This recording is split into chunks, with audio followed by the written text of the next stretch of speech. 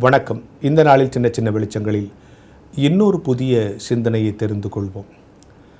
டாக்டர்கிட்ட உடம்பு சரியில்லைன்னு போனோம்னா அவர் நம்மளை செக் பண்ணி பார்த்துட்டு இல்லை பிளட் டெஸ்ட் அதெல்லாம் பார்த்துட்டு நமக்கு இதான் டிஃபெக்ட்டுன்னு சொல்லிவிட்டு அதுக்கான மருந்தை நமக்கு எழுதி கொடுக்குறார்.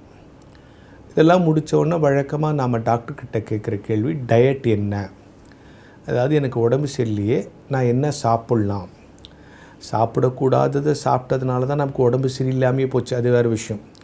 ஆனால் உடம்பு சரியில்லாமல் போனோன்னா நம்ம ரொம்ப பொறுப்பாக டாக்டர்கிட்ட கேட்போம் டயட் என்ன. அப்போ நம்ம உணவு பழக்கத்தில் ஒரு மாற்றம் கொண்டு வந்தால் நம்ம உடம்பு சரியாயிடுமா அப்படிங்கிற ஏக்கத்தில் கேட்குற கேள்வி தான் டயட் என்னன்னு.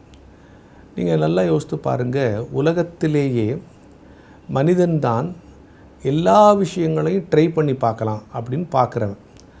100 வருஷம் ஆனாலும் ஒரு சிங்கம் டெய்லி கவுச்சியாக சாப்பிட்றமே, ஒரு நாளைக்கு கத்திரிக்காய் வெண்டைக்காய் சாப்பிட்லான்னு நினைக்காது. எத்தனை வருஷம் வந்தாலும் ஒரு மான் தினம் வெஜிடேரியனே சாப்பிட்றமே, இன்றைக்கி ஒரு நாள் ஒரு முயலை அடித்து சாப்பிட்லான்னு சாப்பிடாது. நீங்கள் ஒரு அண்டா நிறையா அழகாக சுவையான கொக்கோ கோலா வச்சிங்கன்னா கூட ஒரு மாடு அப்படி மோந்து பார்த்துட்டு போடுமே தவிர டெய்லி வச்சா கூட அது சாப்பிடாது. உலகத்திலேயே யாரோ ஒருத்தர் சொல்கிறாங்கங்கிறதுக்காக இல்லை யாரோ ஒரு பிரபலமானவங்க சொல்கிறாங்கிறதுக்காக அதை வாங்கி ட்ரை பண்ணி பார்க்கலாம்னு நினைக்கிற ஒரே ஜீவராசி யாருன்னா மனுஷன்தான். விலங்குகளுக்கு இருக்கக்கூடிய உணவு ஒழுக்கம் இருக்குது பார்த்தீங்களா? நீங்கள் நல்லா கவனிங்க, நான் உணவு பழக்கம்னு சொல்லலை, உணவு ஒழுக்கம்னு சொல்கிறேன். மனிதர்களிடத்தில் அந்த உணவு ஒழுக்கம் கிடையாது. உணவு சாப்பிட்றதில் ஒரு ஒழுக்கம் இருக்க வேண்டும். அது இருந்தால்தான் நாம் சரியாக இருக்க முடியும். விலங்குகள் ஒருபோதும் தங்களுக்கு தேவையற்றது என்று கருதுவதை தீண்டுவதே இல்லை. ஆனால் மனிதன் இந்த உலகத்தில் எல்லாவற்றையும் ஒரு கை பார்த்து விட வேண்டும், எல்லாவற்றையும் அனுபவித்து விட. யாராவது ஒருத்தர் விளம்பரத்தில் இது நல்லா இருக்குன்னு சொல்லிட்டா அது நமக்கு பொருந்துதா பொருந்தலையான்னு பார்க்குறதில்ல. எனவே விலங்குகளிடத்தில் இருக்கக்கூடிய உணவு ஒழுக்கம், உணவு பழக்கம் வேறு, உணவு ஒழுக்கம் வேறு. உணவு ஒழுக்கத்தோடு இருந்தால் நம்ம டாக்டர்கிட்ட போய் டயட் என்னன்னு கேட்க வேண்டிய தேவையில்லை. மூதாதையர்கள் சொல்லுகிறார்கள் உணவே மருந்து என்று. ஆனால் இன்றைக்கு விலங்குகள் தங்களுக்கு தேவையற்றதை ஒருபோதும் தீண்டுவதில்லை. எத்தனைவர் நீங்கள் வச்சு பாருங்கள், இது நமக்கு ஒவ்வாதுன்னு நினச்சிட்டு அதுக்கிட்ட போகாது. இது விலங்குகிட்டேருந்து நம்ம கற்றுக்க வேண்டிய குணம். நாம் தான் எல்லாவற்றையும் தின்றுவிட்டு நம் உடம்பை குப்பை தொட்டி ஆக்கிக்கிறோம், இந்த டஸ்ட்பின் ஆக்கிக்கிறோம். நல்லா பாருங்க, தேவையில்லாத விஷயங்கள் மூளையில் ஏற்றிக்கிட்டிங்கன்னா மூளை குப்பை தொட்டி ஆகிடும். அதுதான் இன்றைக்கி வாட்ஸ்அப் செய்யுது.